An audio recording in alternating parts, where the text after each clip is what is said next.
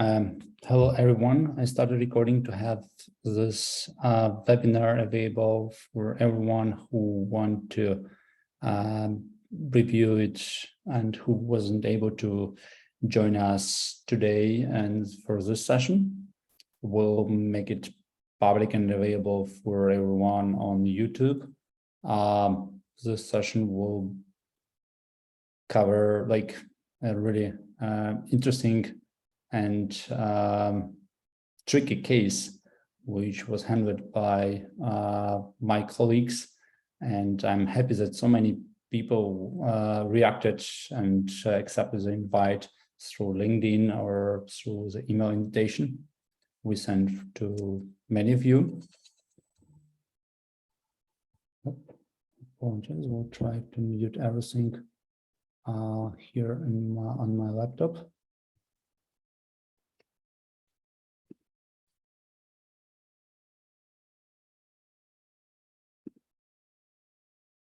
Okay, hope it will help.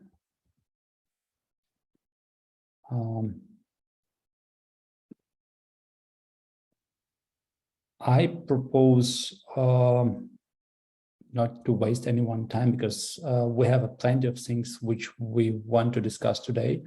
And one of the first things is, let me share my screen with you and to start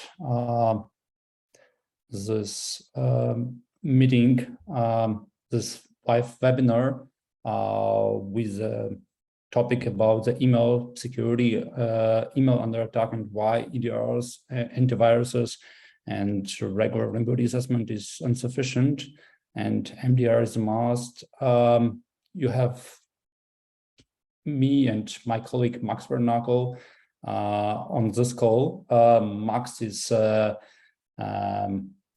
our IR automation engineer, a certified awareness security incident responder, master in Python, and a person who really keen to find the needle in a haystack.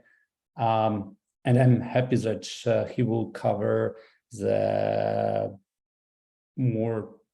section with technical details for us. While myself, as a CEO of Under Defense, as well as certified ethical hacker, I will try to cover the intro part, which is more related to motivation and the things that hackers can get out of the email, and why, like in general speaking, why we talk about this topic. Can everybody see my screen? If yes, please, can you make put plus in chat window? I guess, yeah. Terrific. Okay, so what we will cover and what we wouldn't cover in this webinar, and what is interesting, what's not. We'll not talk about attacks via spam or phishing or anything related to social engineering. We'll speak today purely about the technical vulnerabilities and the countermeasures that can detect and stop the attacks. Countermeasure as well as from technical perspective, as well as from process perspective. So we'll skip everything that is related to SPF, DMARC, and Mailbox, and other things like that. Individual accounts compromission and user employee impersonation, which is often used for fraudulent requests and scams and things which cost even Google something around $100 million. It's also out of scope for this discussion. Email transfer servers and security for email backups, which is often a big issue in our cyber world. It's also not for this webinar. But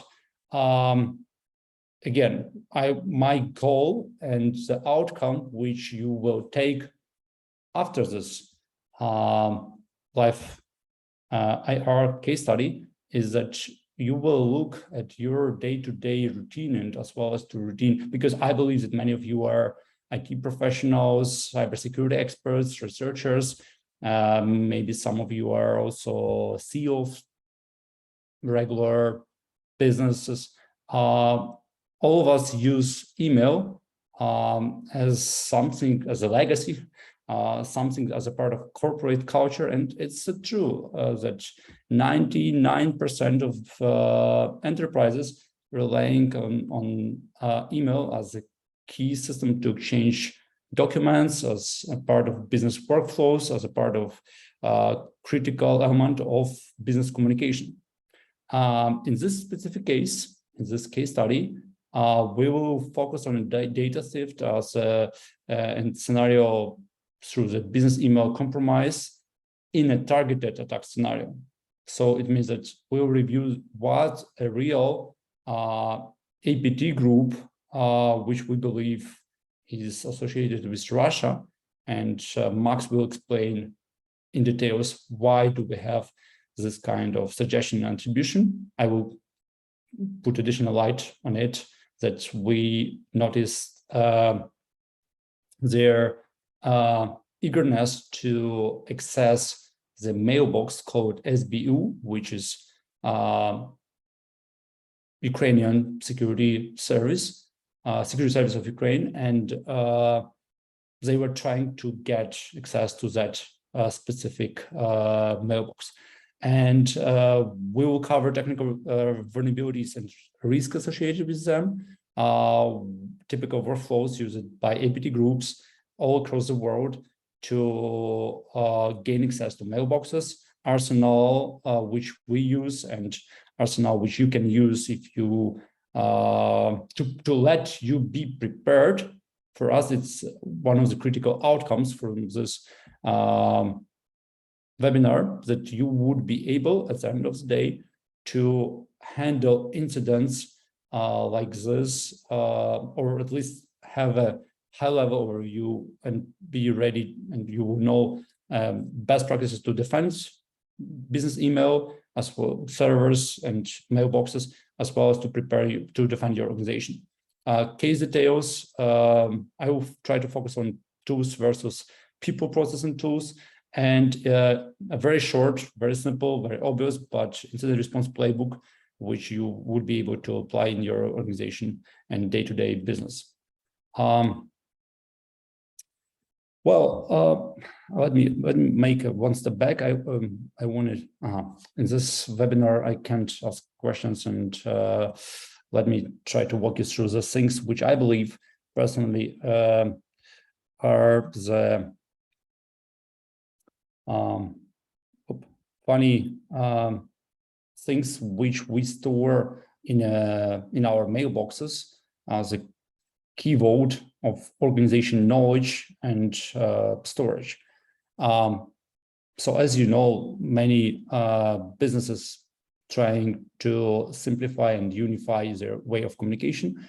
We have over the last decade, we have seen many attempts to build the social networks for corporations and replacing boring email exchange system to something which is more fancy, more modern, Facebook-like, but still even corporation like Microsoft or Google rely on email system as a key document exchange and message exchange vault.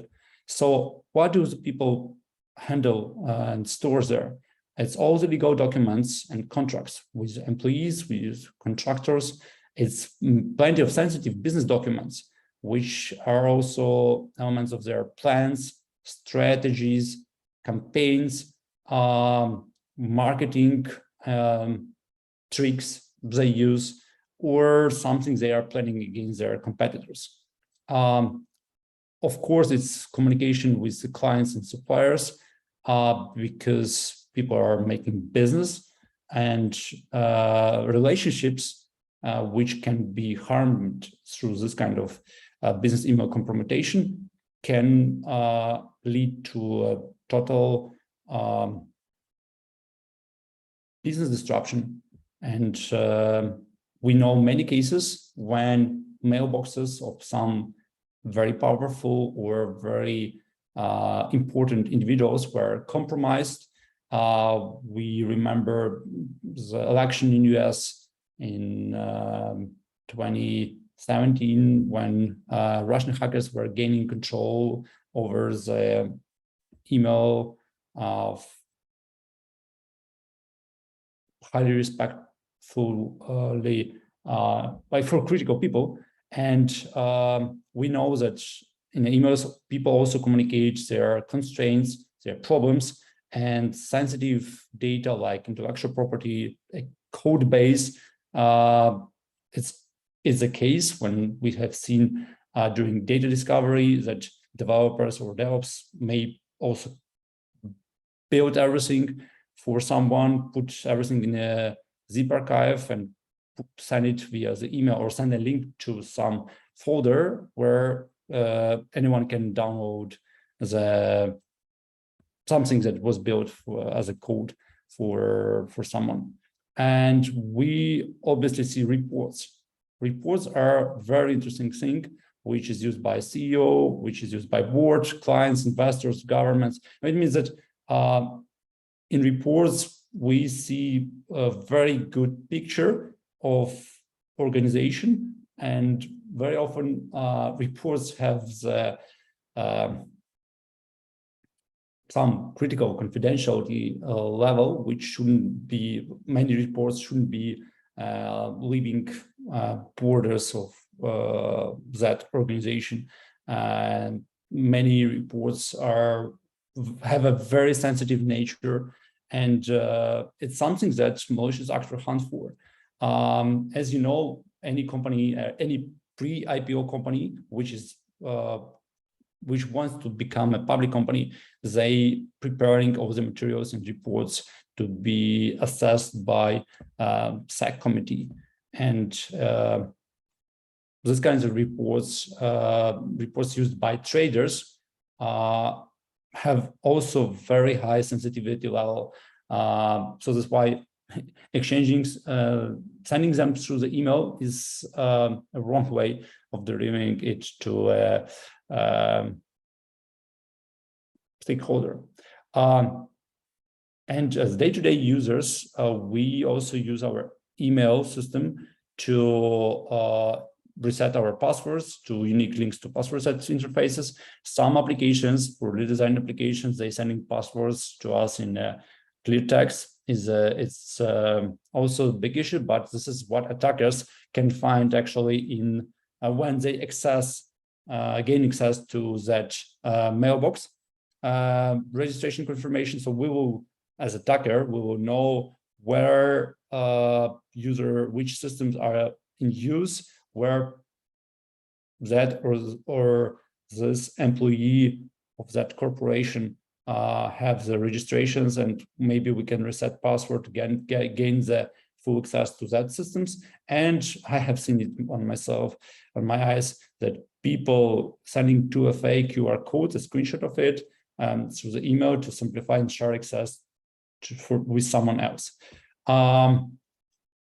Also, in our practice, we have seen the cases when private keys were shared over the email, SSH private keys, PKS certificates, and many things like this.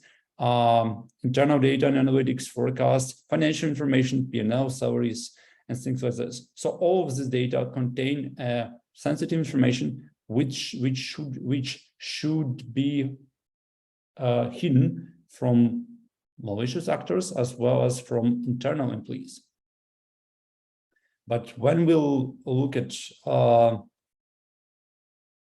situation with security of major players on a email servers, email systems, we may notice that, as example, Exchange, which is number one across all the mail systems in the world, they, over the last year, they have plenty, and they are sweet spots for attacker because many corporations still prefer to have everything on-prem or trying to balance having on-prem and in cloud infrastructure. And vulnerabilities exist everywhere. Vulnerabilities exist even in Google, and you can see this publication done 4 days ago by Forbes that North Korean hacking group was able to compromise any Google accounts, and even without login credentials. In this specific case, we'll talk about the Jimbra vulnerability, which was a root cause for this specific attack used by a malicious actor, which we believe was associated with Russia. As you may see here, one of the key interests for attacker is to gain remote access, remote shell on a server to be able to dump all mailboxes, not to compromise some specific account, but to gain a full control over the mail server and dump everything they can from the mail server.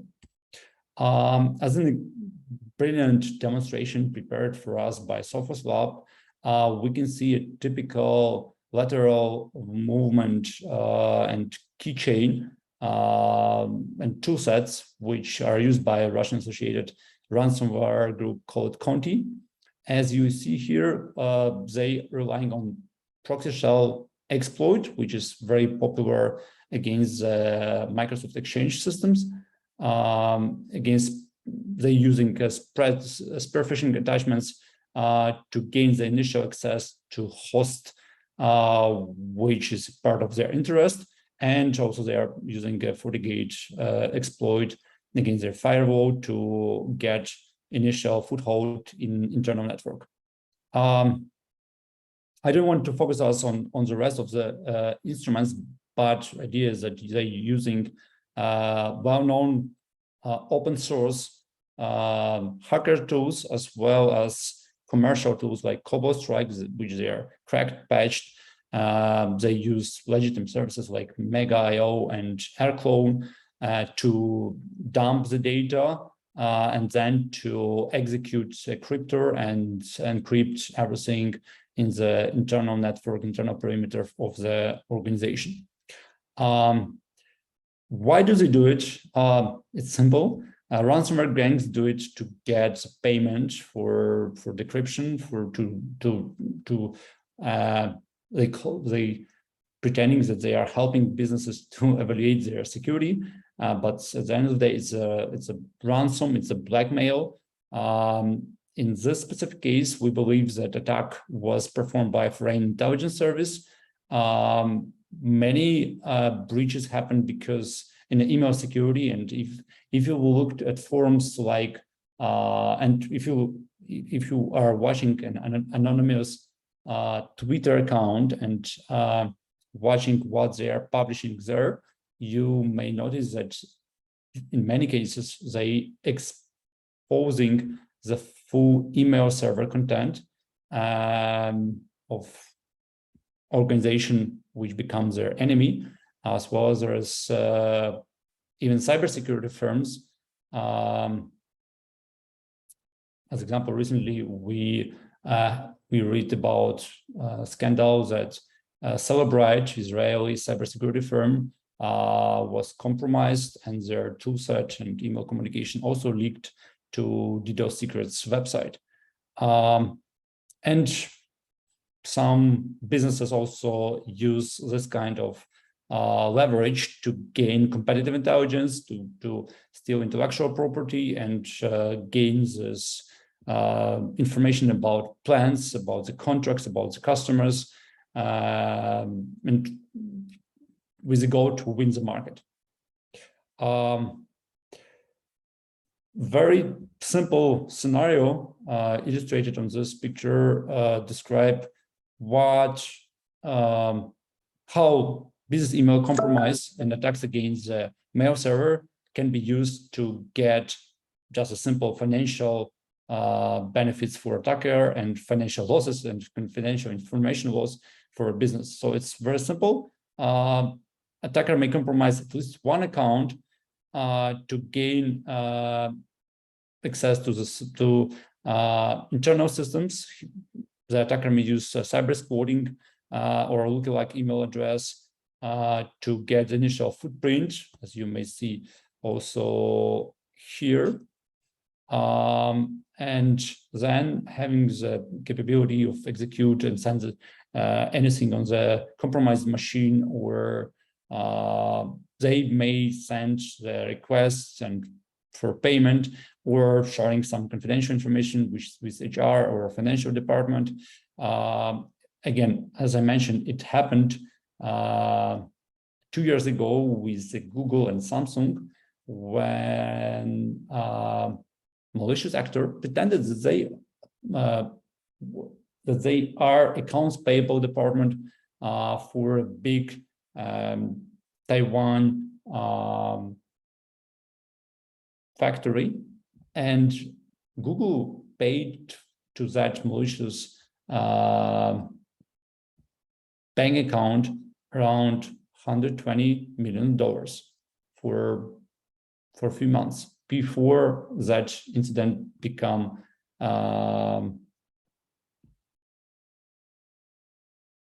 visible to financial department as well as to cyber security department. In this specific case, my colleague and our team were using very simple arsenal, which we recommend to everyone who want to have a solid cybersecurity defense. It's CrowdStrike Falcon as EDR. We were lucky to deploy it like just a few days before the actual attack happened. We rely as under defense for Splunk as a just terrific SIEM system, which is scalable, which is very reliable. So Splunk is one of our favorite tools. Still, we use Curator and Elastic and many others as a SIEMs, preferable by our customers. Necessary vulnerability assessment instrument is very cool to identify the external exposure. In this case, it helps us also to understand what vulnerabilities were on that server. Customer was using pfSense. In this case, it was not customer for us, but it was a pro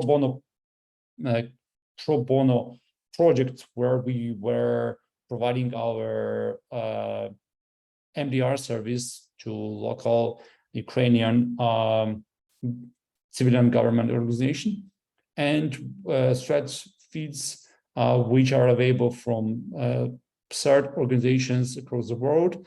In this case, we use MISP from CERT UA. Anomaly feeds are also good, and some commercial feeds were provided by our partners. Let me invite to continue this talk my colleague Max Vernako. He will make a case overview and share more interesting details with you. Again, please focus your attention on a few things. Again, we utilize top-notch cybersecurity toolset. In this case, still tools were not able themselves to stop the data breach. And this is a very common misinterpretation that if we buy some security tools, it will help us to be safe. It's absolutely wrong. And the second thing is, every company can be hacked, no matter what, no matter how much you invested in it. In Google or Microsoft has been hacked, but good and bad companies are different in a way how they react to incident. Max, can you please take a mic? Let me unmute you, and I will stop my screen sharing and let you continue.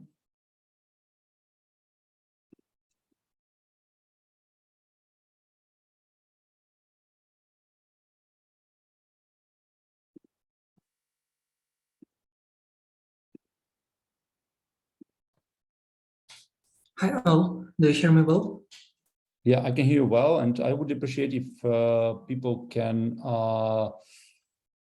share their questions in a chat window, so we would be able to handle all the questions during this webinar, and also provide our contact details if someone would like to ask additional questions. Good, thank you. Can you please allow the screen sharing for me? Yes, please. Okay, here we are.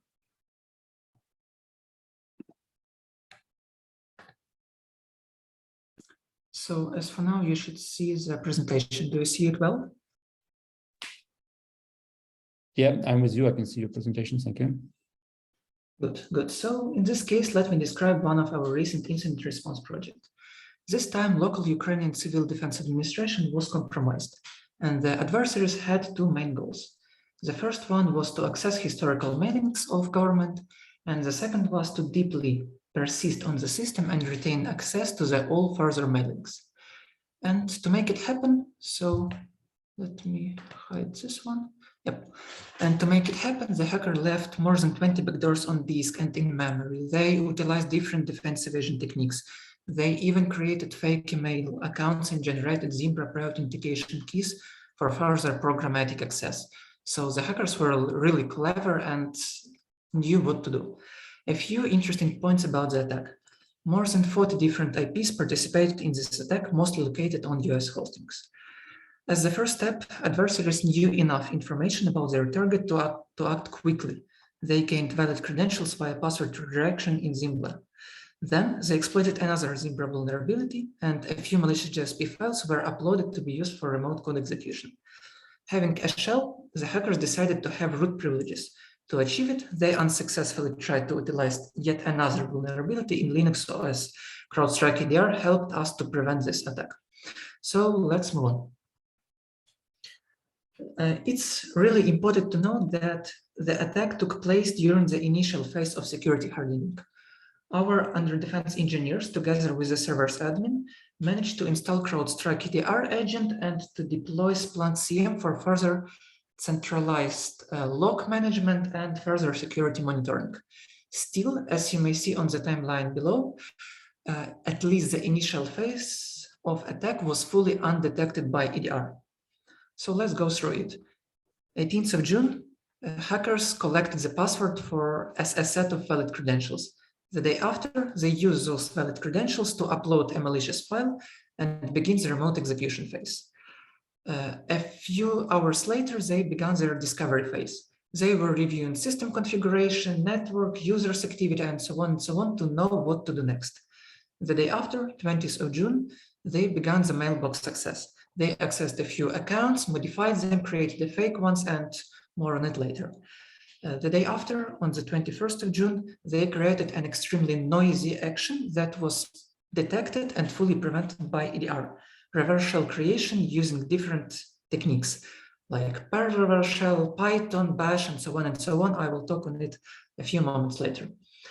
Soon after, when the hacker realized that reverse shell won't be possible together with CrowdStrike EDR on the system, they decided to establish command and control communication as a reserve access channel using PubNub proxy. That is an extremely interesting technique that I would like to discuss in more details a few slides later. Then, after the communication establishment, they began their main task, mailbox local dump initiation.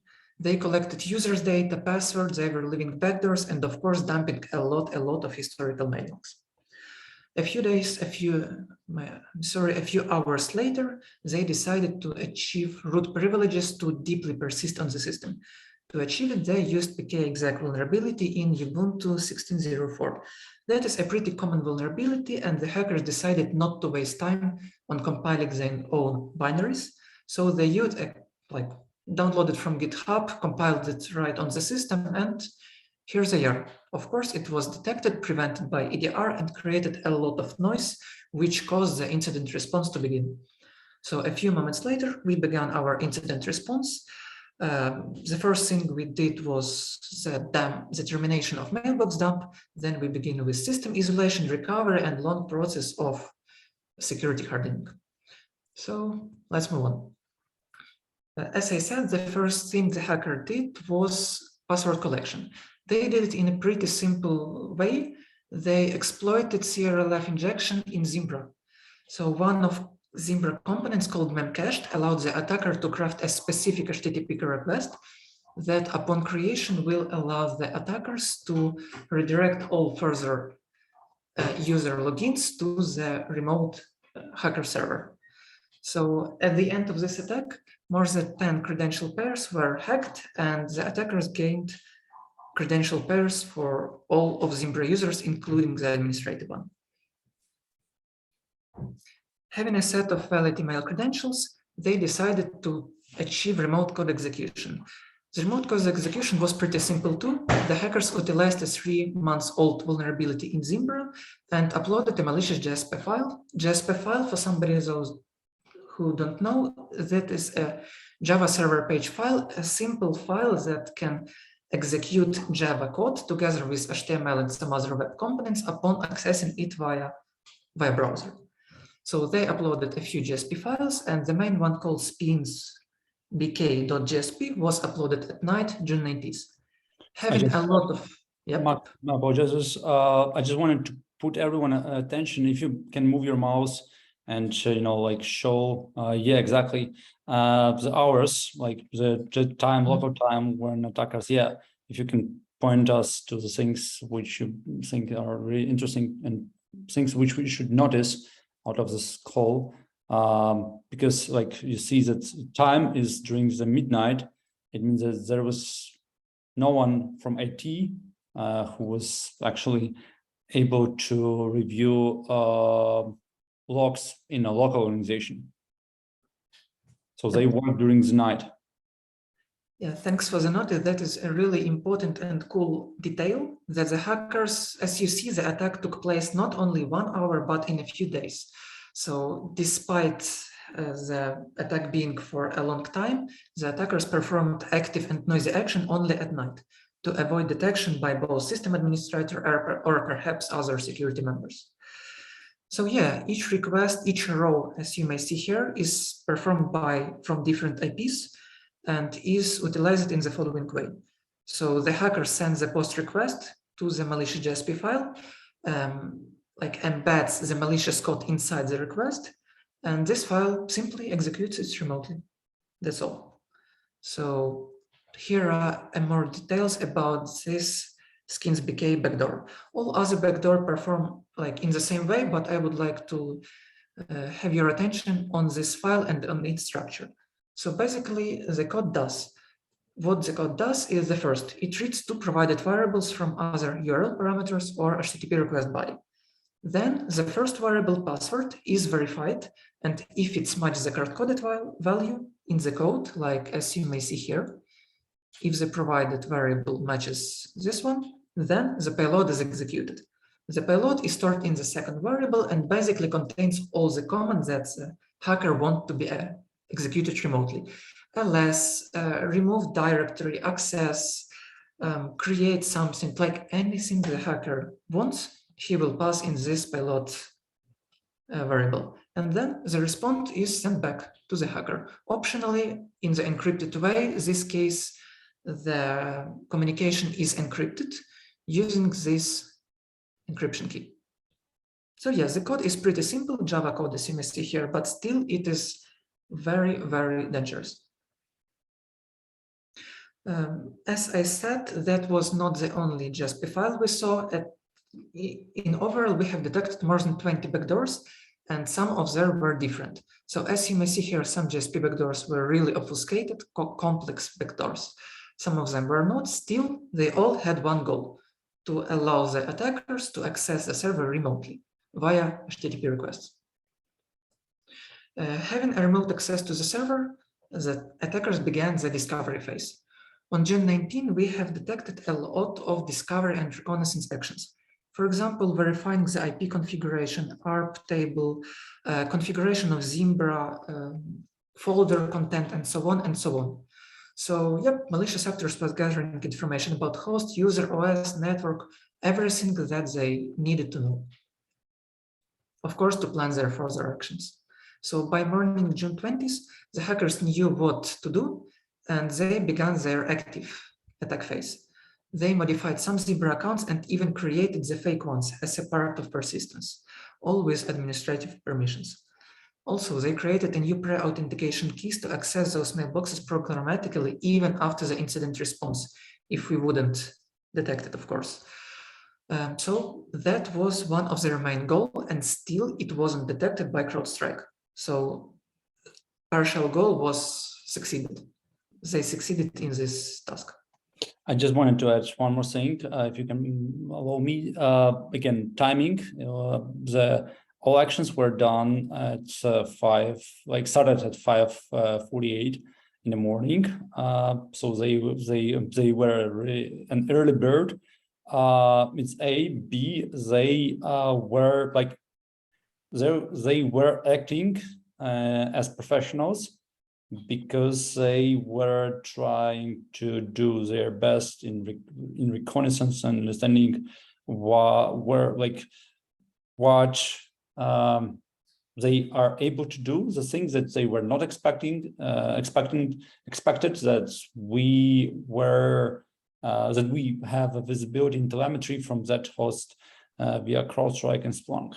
And log collection, aggregation, and storage, immutable storage of logs, it's something that is vital for any businesses that may have the risk of business email compromission.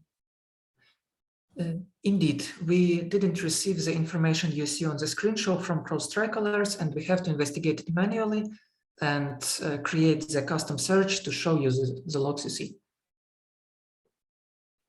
Thank you. Okay, so let me proceed. The next hacker step was persistence via GSP backdoors. As I said, by the end of June 20th, malicious actors created a lot of different GSP files. What's interesting is how did they hide them? The one method was to name them as legitimate files, like API.gsp, Ajax.gsp, to mix them with legitimate files.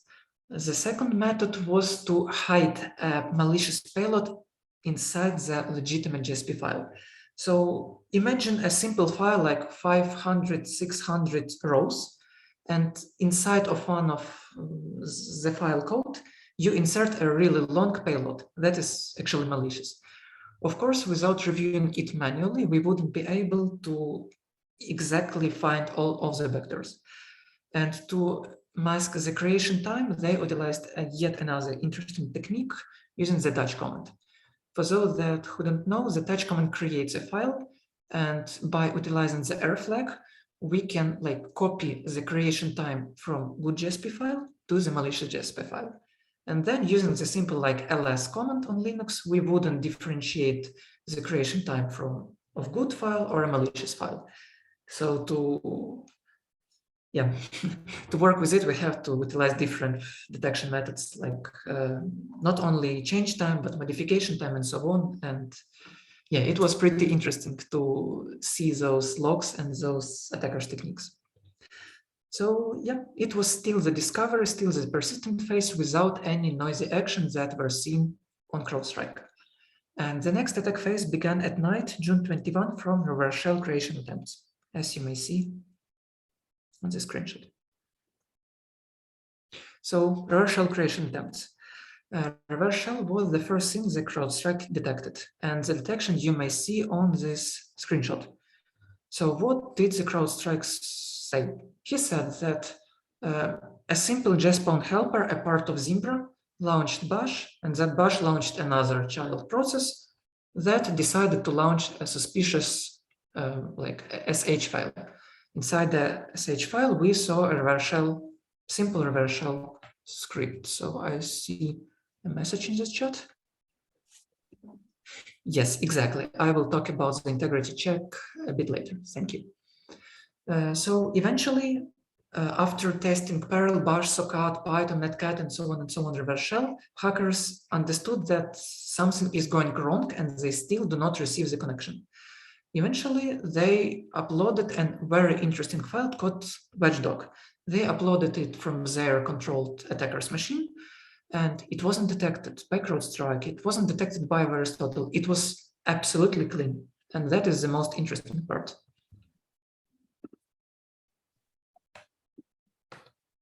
Yep. Command and control communication establishment. The mentioned watchdog binary is a simple PyInstaller packed toolset that establishes command and control communication. Despite being a simple Python script, that establishes command and control communication, it wasn't detected, and it is extremely interesting tool to perform command and control communication. So how does a script work? First, it forms victim ID based on its public IP, hostname, username, OS version, and some other metadata. The next step, it waits until the network is available, as you may see on the row 172. After the network is available, PubNub channel communication is established. For those who don't know, PubNub is a legitimate, absolutely legitimate service that is often used for queues, publish, subscribe architecture, and so on, often in some complex applications. Yeah. Someone wanted to add something? Okay, in this case, I will proceed. So after the PubNub channel communication is established, the victim periodically sends its ID. It's like a simple health check, and pulls the command from the PubNub channel. The hackers can send any commands he wants into the PubNub channel, and they will be executed on remote hosts in a few hours, in a few seconds. And yep. So as you may see in this source code, like a set of credentials for the victim to know where to connect, decryption key, and the body, like to initiate a PubNub channel and to receive the new comments according to the timer, and of course to execute remotely. I just wanted to add that, utilizing the popular API gateway products, SaaS products available on the market is a very common technique for attackers to hide things like Cobalt Strike and similar CNC frameworks, which are popular these days. So any threat hunter nowadays should be more paranoid and watching the services, and especially new names like PubNub. If you check them, it's absolutely legitimate, but more and more legitimate services are in use on service by malicious actors. So we have more work to do and more verifications to complete on our side. Thank you. So some interesting conclusions about this command and control communication channel. It is totally undetected by top EDR, even after further malicious commands execution. Like this file watchdog executes some malicious action and still is undetected. It was marked as safe by all of the tested antivirus solution, well, as you may see on the VirusTotal screenshot. It was detected and remediated only after under defense thorough incident response, meaning it wasn't detected by CrowdStrike. PubNub and Google were the only contacted IPs, domains during the whole binary lifecycle. Again, as you may see on this sandbox report. And the last is that the actual command and control IP is hidden, and we can't know it without accessing the PubNub proxy. And all communication is performed via a legitimate server. And some investigator might even think that watchdog file was absolutely legitimate and just ignore it. So yeah, that was an extremely cool case, from my opinion, to establish command and control communication, absolutely undetected and very important to research. From CrowdStrike point of view, that's how we saw this alert. So again, Zimbra spawns bash, bash spawns watchdog, watchdog is marked as absolutely legitimate file, and then one of child processes of watchdog spawns bash. The bash executes some malicious commands. As you see from the screenshot here, the only DNS requests watchdog creates is like to my IP to get the public IP of the target PubNub domain and Google to check the internet connection. And that's all. Okay, so after command and control communication was established, early in the morning, June 21st, adversaries began their main task. Mailbox dump from the two critical government accounts, SBU and Megapolis. Those two accounts, from the attacker's point of view, contain the most critical, the most valuable piece of information, and they wanted the data to be dumped first locally to the TMP folder and then downloaded from the TMP folder to attacker control machine. As we know, those mailboxes were extremely big, like gigabytes and gigabytes of data. So the process of dump took a lot of time. I see a question in the chat. Restricting the used protocols for outgoing connection would also help. Thank you a lot. Yes, as we gave, one of our recommendations given was to restrict outbound connection, and I will talk about it a bit later. So as for now, as for this attack step, the attackers began the mailbox dump. As you see here, that's how it looked from the command line. Again, allowed by EDR, the dump began. Meanwhile, when the dump was downloaded to the temporary folder, the attackers decided not to waste time and research more on how to utilize Zimbra CLI. And that's how they utilized it. So let's start from the screenshot below, how they utilize Zimbra CLI. They created a simple one-liner, yet extremely powerful, that dumps all user accounts and their corresponding plain text password to a simple TXT file. Two TXT files, one with password, the second one with users. Having a set of valid credentials, I believe the hackers decided to use them on other government servers because password reusage is still a huge common mistake. And regarding the screenshot above, that's another interesting technique to hide the command and control communication from incident response team using the no-hub command. So the file looks legit, still it is renamed watchdog file. So renamed for watchdog file called .update was run using the no-hub command that allows the process to proceed across different OS sessions, meaning that upon leaving or upon breaking their exploit, the command and control communication would still be active.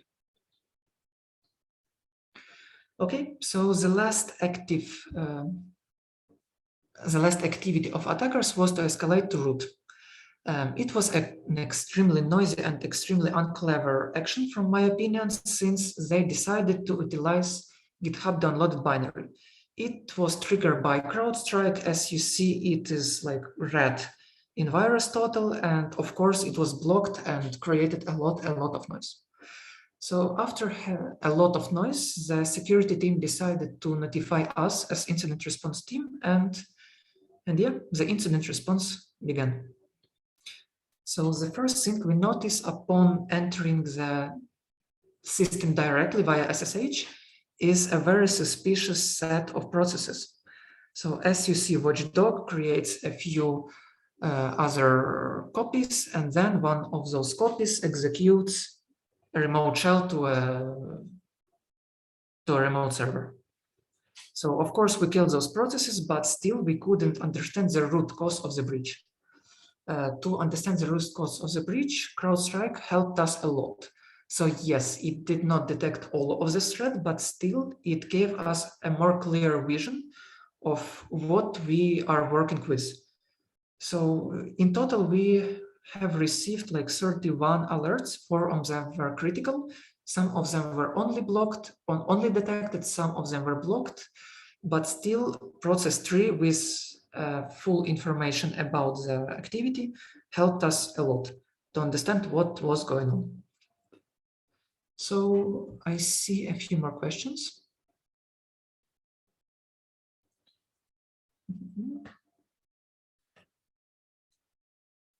Yeah. So what about updates? To have your own repo is hard for customers.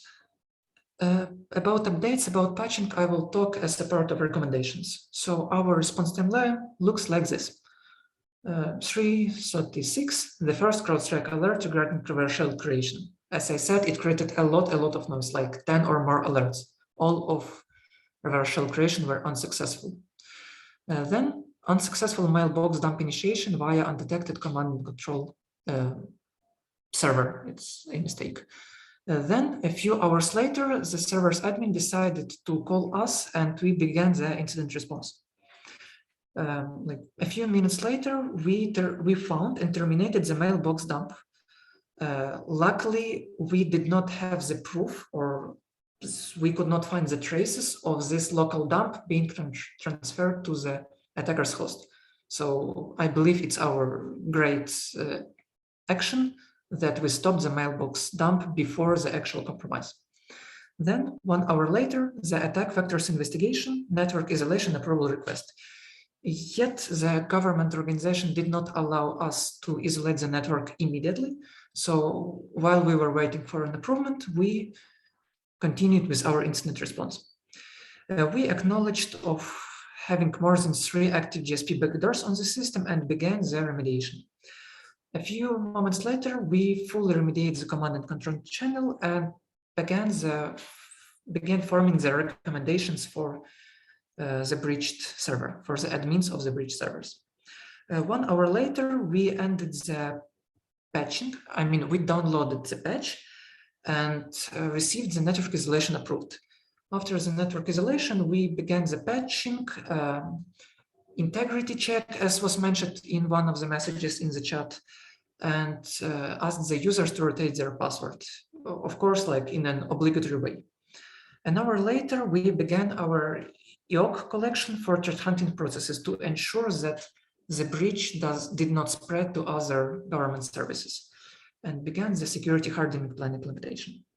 And then 30 minutes later, with more than 20 found and deleted GSP backdoors, we concluded that the active phase of incident response is over. After the system reboot, network was re-enabled and the server was moved to the SOC 24/7 monitoring mode. After that, we were communicating with server's admin, decided what to do, how to implement the security, and so on and so on. But you may conclude that this time is the hour of our incident response, when we were sure that the system is secure enough to be enabled again and did not contain any backdoors. And the last slide, recommendations given. We divided our recommendations in 2 parts. The first, called initial actions, were the actions that the server admins had to do like immediately, immediate actions. The first immediate action, change password for all email accounts and services, rotate access key and SSO tokens. The next step, inform the affected users about the password leakage, enforce MFA on all accounts. Of course, perform mail server audit, check for newly deleted, modified, and other suspicious accounts manipulations. Then update mail servers to the newest version without mentioning vulnerabilities. Perform file integrity check, as was mentioned in one of the comments. Then restrict remote server access, especially via SSH and admin panel. Configure firewalls rules, including outbound connections. The next part of our recommendations were long-term and did not need to be implemented immediately. Still, they are extremely important. The first thing, perform permissions audit and actually proceed with least privilege concept. That is good in every case. Plan patch management workflow, because yeah, it's actually important. Then, of course, configure login collection and regression to CM. As I mentioned above, we have Splunk CM. Still, it was not fully configured and required our help from under defense engineer to configure and to set up custom correlation rules correctly. And then to begin EDR and CM SOC monitoring 24/7 to react to security incident in real time. After the recommendations given, we began the security hardening. And I think that's all from my side. So looking forward to your questions.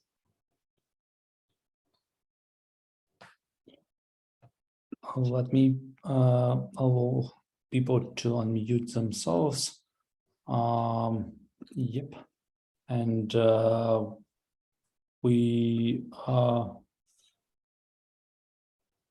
and you can ask the questions now, and we can move to the last part of our webinar, which will be more again high level. Yeah, MDR is must because technologies do not work well without people who should watch after them. Thank you, Maxim, for reasonable suggestions. You're absolutely right that CrowdStrike is not best instrument for a network, and it's very poor in analyzing traffic, and XDR is a good suggestion. Again, in many cases across our customer base, we see a significant limits in the budgets, and only where well-established, successful non-government commercial organizations can acquire the expensive tool sets like Spawn, like CrowdStrike EDR, XDR, and so on and so forth. In this case, we wanted everyone to realize that it's critical to have at least something in place. Even having the best security tools and even having every XDR in place, there is still a possibility that attack will be successful, because without people who watch and react and who can, after the initial, I'm not sure if Max mentioned it, but after the initial CrowdStrike detection, we were able also to find additional backdoors which were left, and attackers tried to gain additional access to the system, but they failed to do it because we were already watching them carefully every step they have done. So we have done this. So there's always a plan B or a backup plan used by attackers. And even if tools were do their best, still tools are done to detect the things that are known. Attackers are working and have their own labs to be one step or two steps ahead of defenders. That's why we have a cybersecurity job. That's why otherwise, if cybersecurity tools would do all the work for us, it means that like no human brain is required to handle things like that.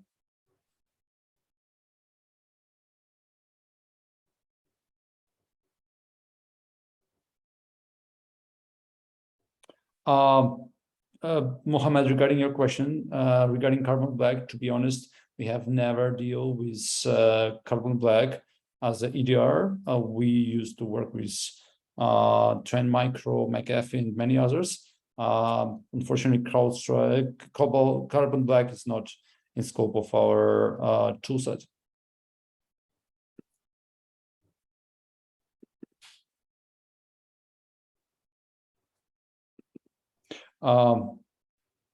Max, maybe you can answer the question. Maxim Toporkov raised in the chat window. Sure, let me see. The server was isolated for patching. Did them continue to receive mail?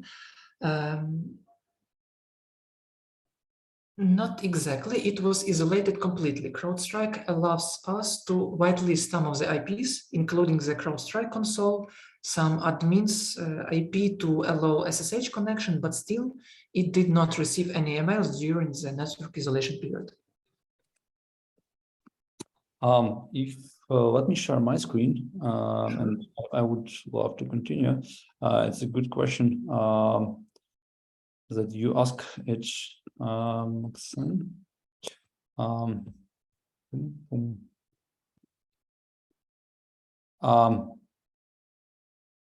If we speak about the high-level recommendation or the vital things that need to be done, and vital is that because, as example, in this specific case, the person who are responsible for whole IT and security, the person works there for 12 years already, if I'm not mistaken, and his salary and motivation is quite low, and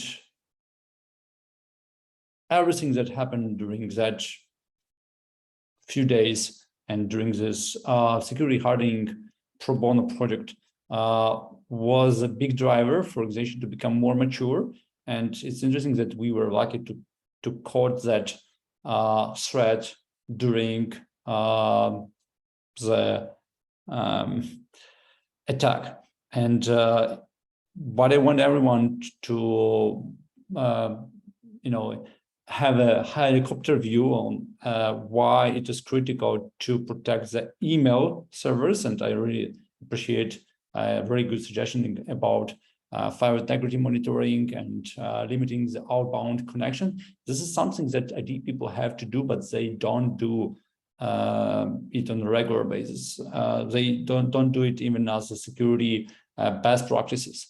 You wouldn't see it often, even in a cloud environment where DevOps have to, where DevOps mostly responsible for handling the things on customer behalf. And again, tools do solve problems themselves. It's a combination of people, process, and tools, even to enable simple things like 2FA or MFA everywhere. So it's must, it's no excuses. And it is what we see across many government as well as commercial organizations is still not in place. Because even with MFA in place, even FireEye was hacked. And it was a great case study from them, how they discovered the SolarWinds breach. Phishing trainings and using KnowBe4 is something that we preach, and we see a very good outcome of this kind of trainings for an employee. And simple things like regular patching, especially your external facet applications, that patch test, patch scan, patch watch, it's the right sequence, which also require a lot of time from IT and cybersecurity people, because it's about motivation, it's about splitting responsibilities, it's about pointing a finger, and huge amount of work that should be done by IT security engineers to secure the perimeter and secure the organization. And there is and usually people change their job. New people or newcomers don't know the regular rituals and habits, and that's why they screw up. So it's very cool to outsource those things if you can't keep the pace. Any EDR that can prevent malware is a good start.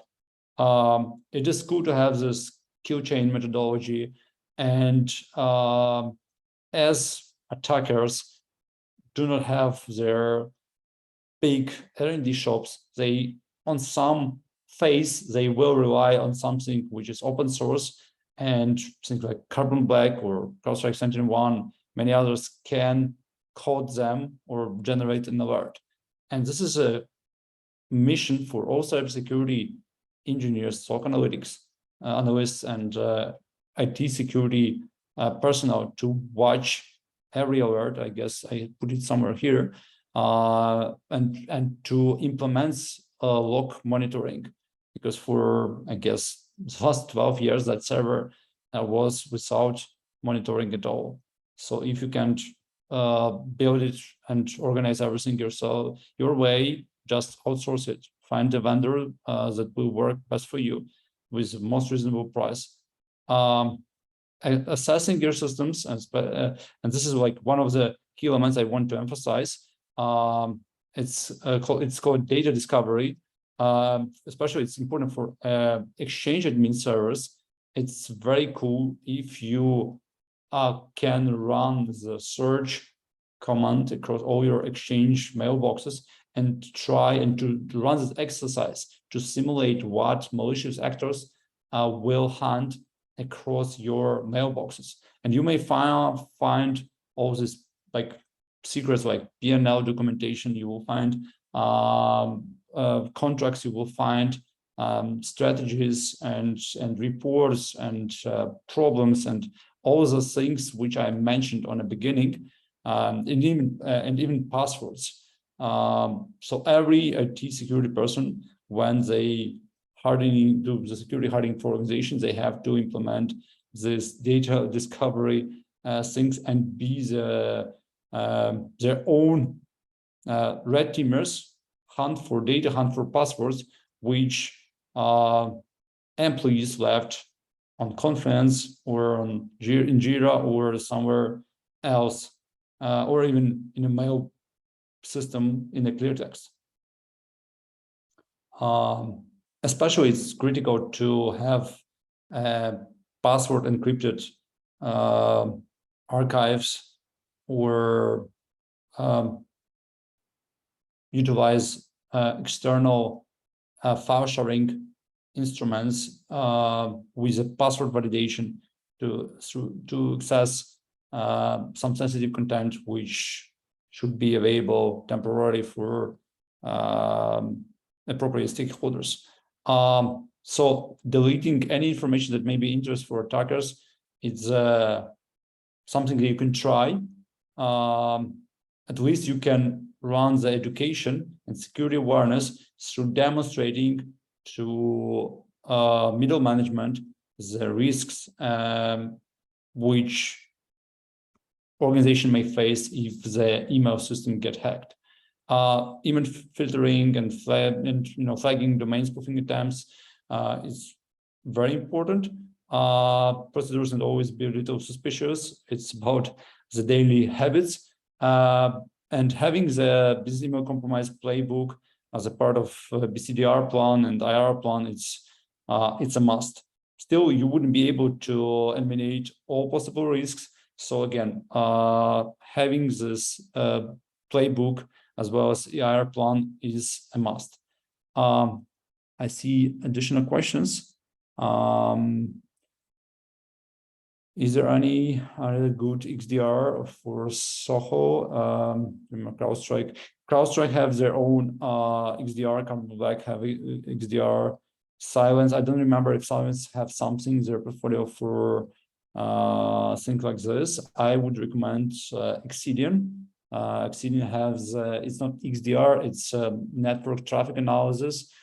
Still, if you are, as example, a Cisco shop, you can rely on Cisco Stealth Watch. It will very well integrate with your Cisco AMP and Cisco ACA appliances.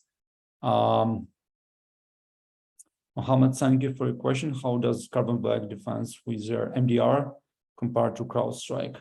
I have never been a fan of CrowdStrike, accepted. So Carbon Black is a great competitor to CrowdStrike. Still, SentinelOne and CrowdStrike are top in Gartner, as far as I remember the latest reports, and they are leaders because of their deployment base and the threat intelligence they are acquiring from their telemetry. Question from Maxim Toporkov. The server was isolated for patching. Did the mail service would continue to receive the email? It's the same question. No, as far as I understand, the server was isolated, patched, verified, and then released to email communication. So it was available for internal use, but not for external use. And this was absolutely acceptable as a part of their BCDR plan, because they had no BCDR plan in place that time. Email security protection on top of it. FireEye. I'm not familiar about that technology. Leap, you can unmute yourself and share your thoughts about it.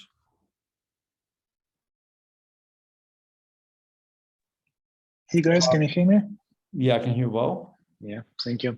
So yeah, actually, I saw that sometimes, not sometimes, actually, many customers trying to add on top additional protection on emails. It's maybe not a case in this case actually, because it's not protected for unpatched services. It's more protected of some additional phishing campaigns, exploits, threats, etc. that hackers trying to send to us. But I would say it's additional application layer to protect emails itself, even if Microsoft, has embedded some solutions and Gmail as well.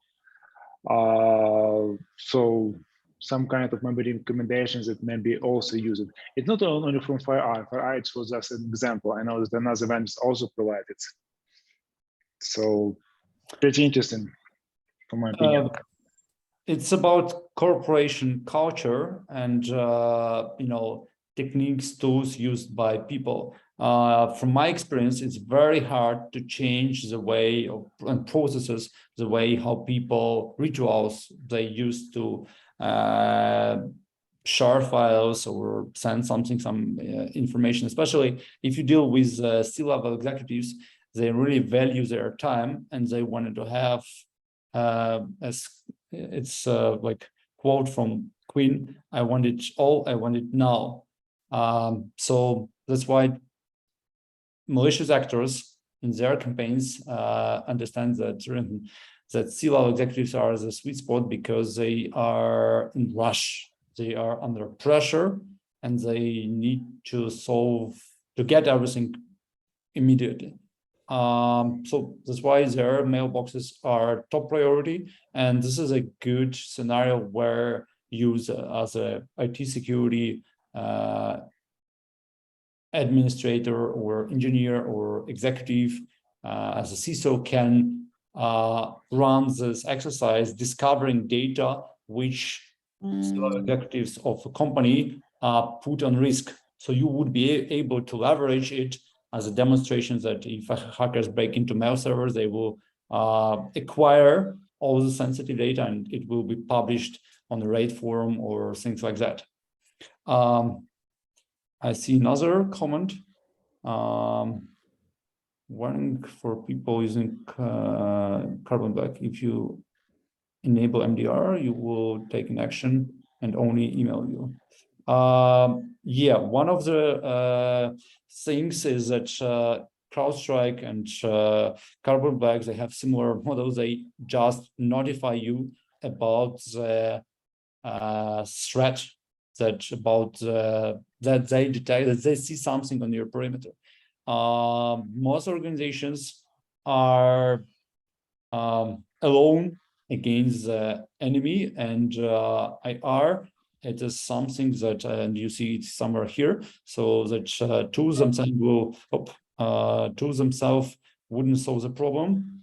We see a Trend Micro and SentinelOne as and Curator as a SIEM as really cost-effective alternatives to really top-notch players like CrowdStrike and Splunk. But again, having IR vendor or having a cyber insurance is a good scenarios for businesses. If you're a cybersecurity engineer, it means that you have to add incident response trainings as a part of your career development plan.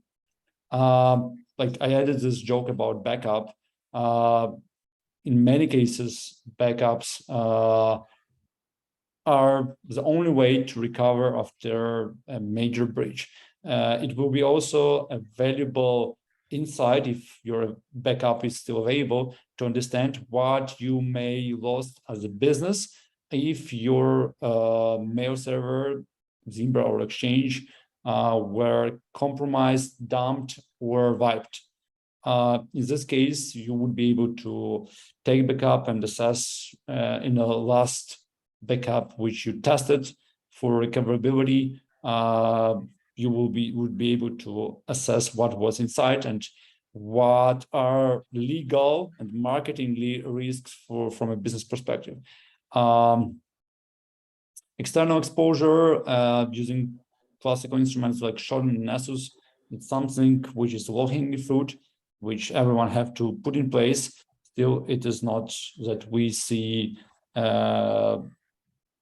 across customers we deal with. Of course, everyone have the Nessus license. Still, it's about that interpreting, treating the results, measuring the risks, and putting in action. Because very often security face a problem communicating action plan and backlog to IT, and that's IT responsibility in many cases in enterprises to handle the patching, because it will affect employees or consumers. It's, as I mentioned, data discovery finds these emails and attachments.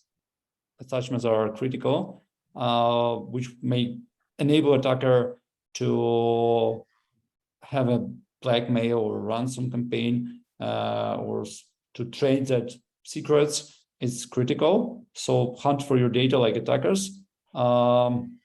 Professionals required. I mentioned about the cyber insurance. Our recommendation is to select a vendor for IR, negotiate a communication flow, try to run the tabletop exercise with your IT team. Simulate the scenario. It can be ransomware scenario. It can be business email compromise. It can be some account takeover or some database leak. Try to make at least one workshop where you will simulate the reaction and suggest scenarios, make notes about the tabletop. As you have seen in this case, hackers work during the night. You have to watch and be paranoid on most of the hours you are gaining. And the best case scenario, when you have a theme and aggregate, correlate everything in a single pane of glass and have a plan to respond to confirmed threats from your internal or outsourced SOC or MDR provider. So it's about building this very heavy combination, which will help you to be more prepared. As I mentioned, every company can be hacked, but prepared companies are more resilient because they can react quickly. And I appreciate Max demonstrating in this presentation how that incident was handled and handled quickly. It's all from my side. Thank you for your attention. I see that there is one more question. Mute backup should be moved to immutable backup. Absolutely agree with you. It should be immutable backup. It should be offline backup. It should be cloud backup as well. And another one more thing. If you're implementing an MDR, do not allow them to manage your domain controller, because I helped a company where the provider went in and basically quarantined the domain controllers. And what ended up happening is nobody could get to any of the networking device because they all used the hacks, right? Absolutely. Suddenly, everybody was locked out. So when I do the MDR, I put it all on the workstations, on the servers. I'm very careful. I'm very worried. You are absolutely right, Mohammed. Thank you for your comment. And the trick here is the following. The right MDR vendor is not just about detection. It's also about building the risk scores for the threat scenarios and having an account which may be in use by MDR provider, but shouldn't be used without a previous written or verbal approval by customer to contain a really critical kind of threats which may have a direct business impact. Yep, so that's why I create different policies. Exactly. Folks, I see we took even more time than we expected. Thank you everyone for being with us, asking your questions, and being that valuable audience. I'm really happy that I really hope that you will have another look at your email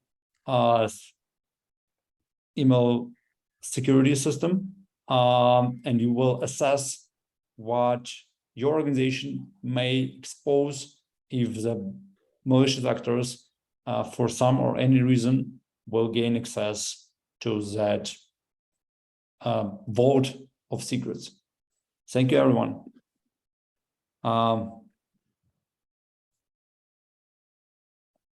Thank you, everyone. Have a wonderful rest of your day, and looking forward to see you on our next webinars.